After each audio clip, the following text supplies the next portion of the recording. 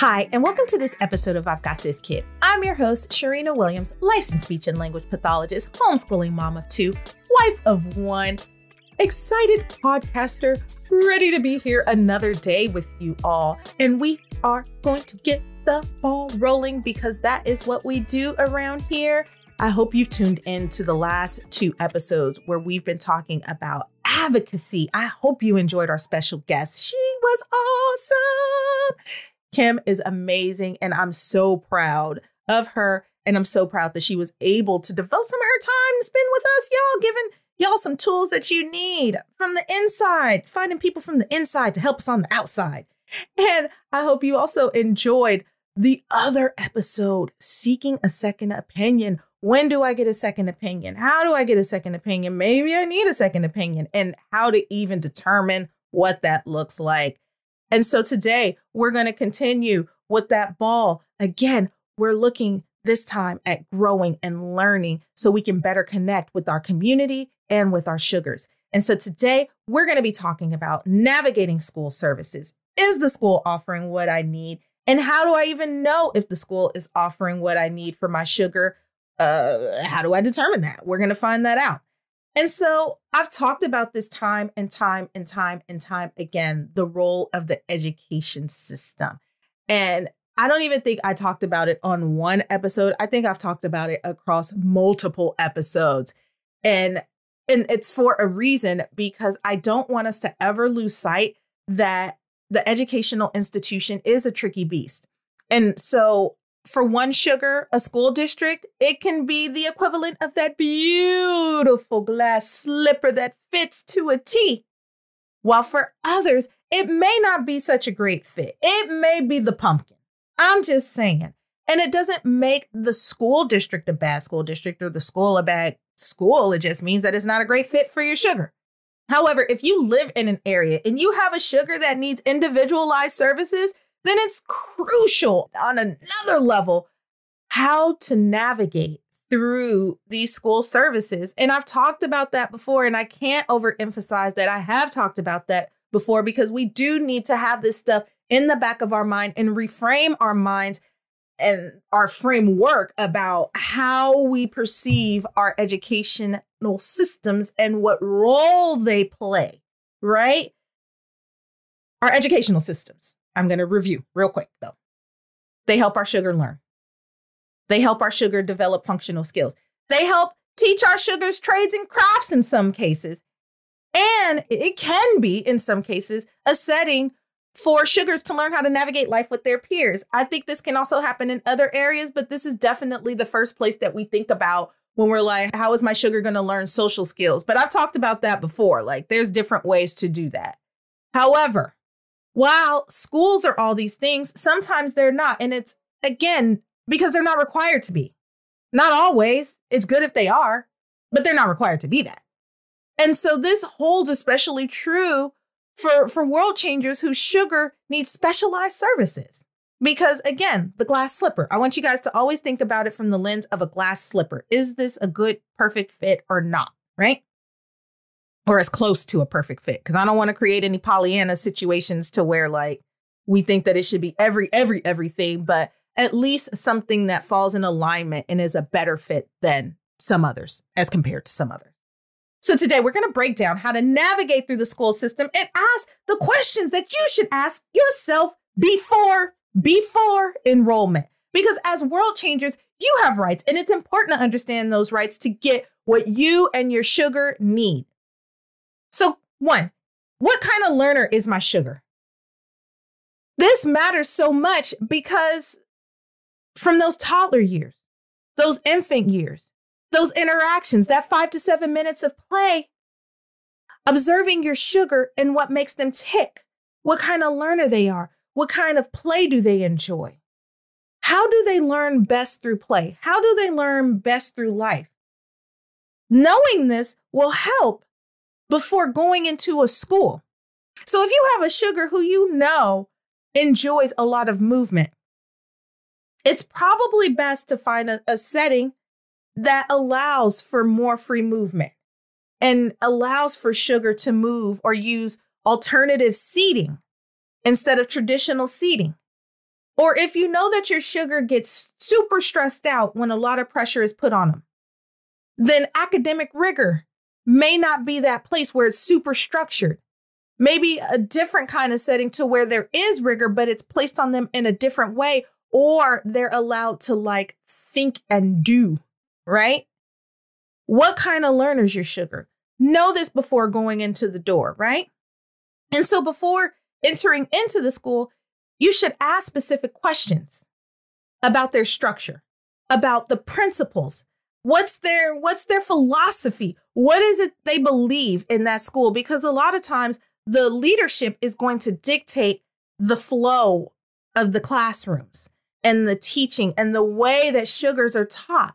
And every school has some kind of philosophy. Every school has some kind of principles, something that they believe in how a sugar should be taught. It's important to find a place that fosters and nurtures that. Another reason why you want to do that is to determine if the teaching style is in alignment with your sugar's learning style.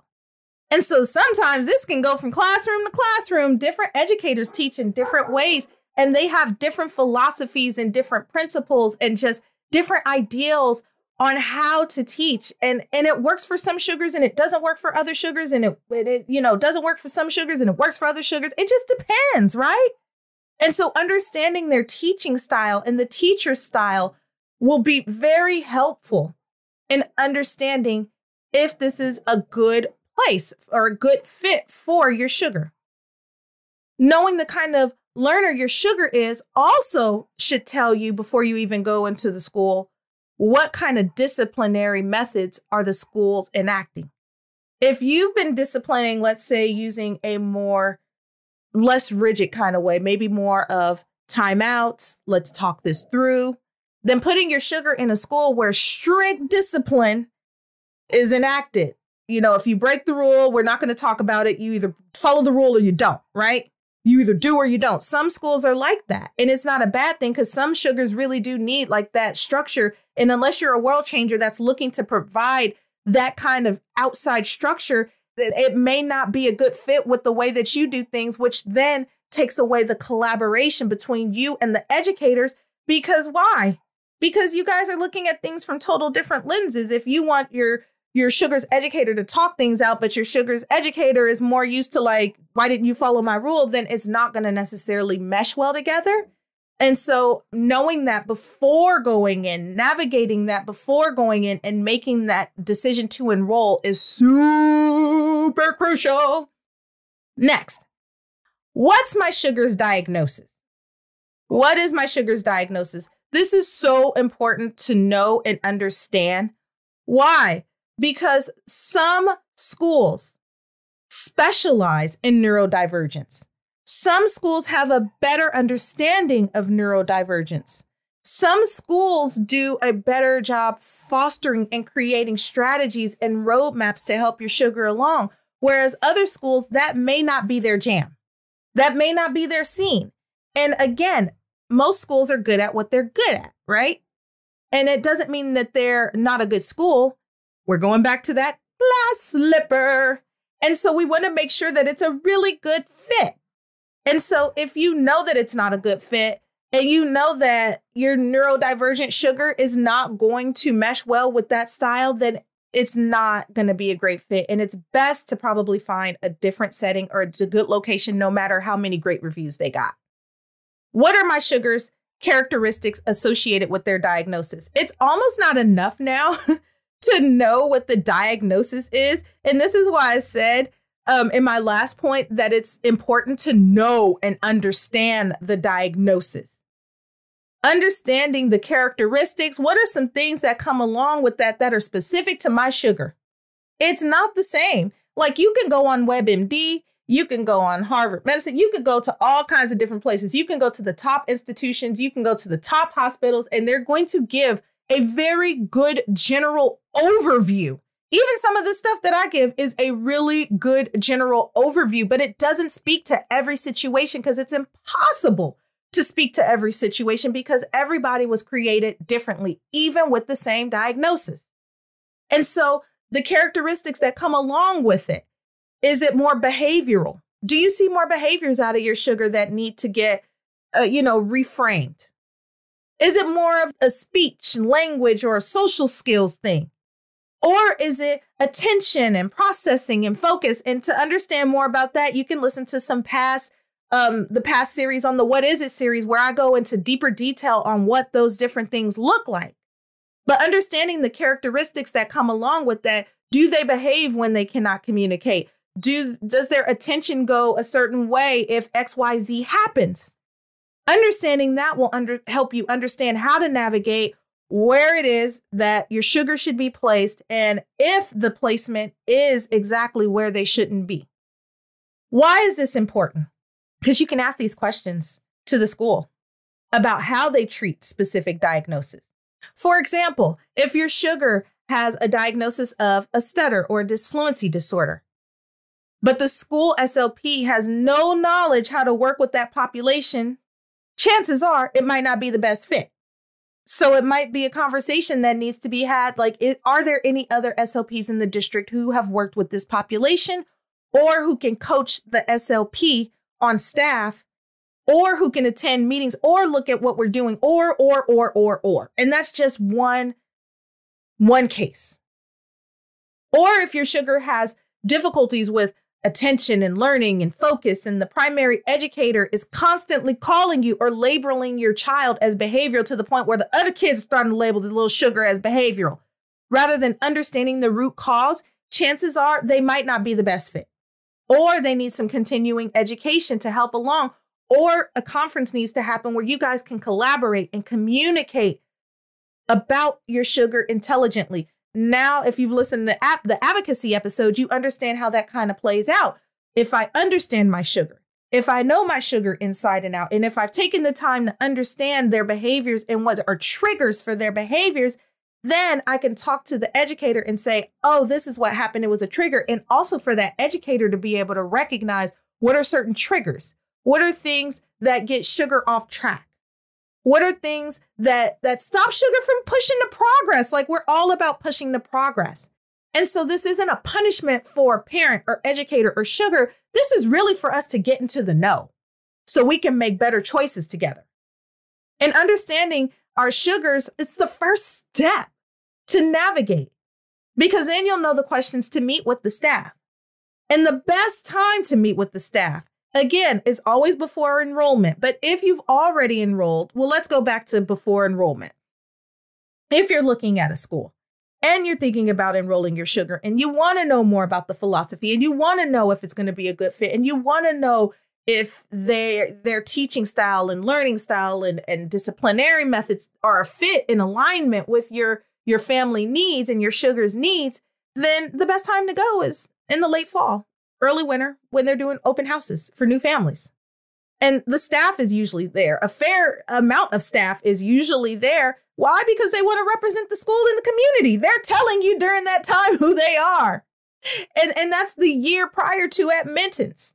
And so that way you can find out which schools are more in alignment with principles and philosophies and things that you feel like you are comfortable being in collaboration and community with, and your sugar is going to be happy and comfortable being in collaboration and community with. And most importantly, it is pushing them forward. We want to push to progress. Number 4, does the school offer the services that you need, that your family needs, that your sugar needs? It's so important to understand not only what your sugar needs and understand the type of learner they are, identifying what their specific needs are, but also going into this understanding that every school district is different. Every school is different. And also being specific when reaching out to schools to determine what areas they will and won't support, having those questions up front. And honestly, it sometimes doesn't have to do with will they or won't they. It has to do more with the capacity. Do they have the capacity to be able to support what you need? If you're getting 3/4 of what you need, then winner, then we'll have to outsource for the other parts, right? Number 5, being comfortable and being prepared to cover the cost. That goes back to that 75% I just said. If your sugar school is covering 75% of the cost of services that you don't have to pay out of pocket for, whether that be speech therapy, occupational therapy, physical therapy, and they're providing specialized services, then if you want additional therapies to help push to progress, then by all means, if you can do it, or seek out a way to get it in another way through your medical insurance. There's ways to navigate that. And we talked about that in another podcast episode, Navigating Insurance. But remember, y'all, it's not necessarily the school's job to cover everything. And I want world changers who can to be comfortable with the idea that if the school doesn't offer it, it's okay to pay it privately. And in most cases, you can write the stuff off in your taxes. And keep the perspective always that we're pushing to progress. So don't get discouraged if the school doesn't offer it. Find a way, make a way, right? Number 6. This one is near and dear, and I'm just starting to get more familiar with this because this is an area that I have not necessarily had to personally deal with because I live in a big city. But for you providers out there and you world changers out there that live in a small district or in a place that doesn't have a lot of access, whether that be the internet or whether that be services at school or whatever it is, maybe the school does have the budget, but can't necessarily attract the people, the talent to come and provide the services. Keep in mind now that the internet has now, COVID for sure, has opened up the world. There were providers out there who were doing things virtually pre-COVID, but now we know that services can be provided virtually. And you can kind of pick and choose who you want. And providers are now willing to see sugars across different time zones if it's appropriate, right? If it's appropriate to the time, the space, and your specific need and your sugar specific need. And in some rare cases, schools will cover a portion of the cost if it's something that they cannot provide and the district does not offer it, but it's something that your sugar needs, or the district does offer it, but they can't find someone. Sometimes they do, sometimes they don't, but it's worth a shot to ask and to get that conversation, or what is their willingness? Say, for example, if it's a service that they do provide, but they can't find a provider, maybe that's a conversation when you can ask, can we outsource and find someone who will? Can we work together? Can you guys find someone? What can we do? Again, always thinking in the mindset of collaborating and not playing the blame game. And finally, try to approach things from a positive, collaborative space. That's one of my favorite words, collaboration. It just gets so much more done. I'm just saying. Sometimes voicing your opinion and explaining the why can get you farther along. It really does. Just explaining your position, your idea, your why you need this, why your sugar needs this. If they were getting it and are suddenly not getting it, especially if it can be justified that they're not making progress in a certain area. Sometimes voicing your opinion will get you pointed in a direction with another referral. Sometimes the school may not be able to offer you what you need, but they can get you into the hands of someone else who can. That's important because usually other therapists, other providers, educational systems know people outside of their district who can support you. Another point, trust your gut. Know your sugar, understand their needs, know who they are in order to make these informed decisions about their educational needs, and just trust yourself in this process. If the school can't do it, let's find another way. Let's make another way. Let's not get discouraged. Let's really trust ourselves and just keep pushing forward. Let's not stop, right?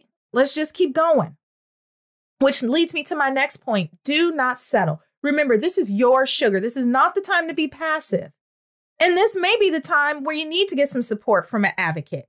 The advocate may be able to help you navigate or at least voice your perspective, right? That's sometimes important. Maybe you don't have the words or know how to quite get it out the way you want to get it out, but the advocate can help in that way. And finally, be realistic. Be realistic. Be realistic with yourself. Be realistic about your sugar and where they are. Because if the goals that you're seeking aren't quite realistic, then it's really hard to justify how to navigate and what you need to navigate. So in that case, seek a second opinion to see if your observations and your needs match, right? Just like we want the schools to be reasonable, we also want to be reasonable when we're approaching these educational institutions. So remember, world changer, navigating the school district, it does not have to be a daunting task. It doesn't have to be that.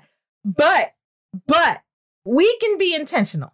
We can totally do this stuff as long as we keep an open mind and an open heart. We'll be able to navigate.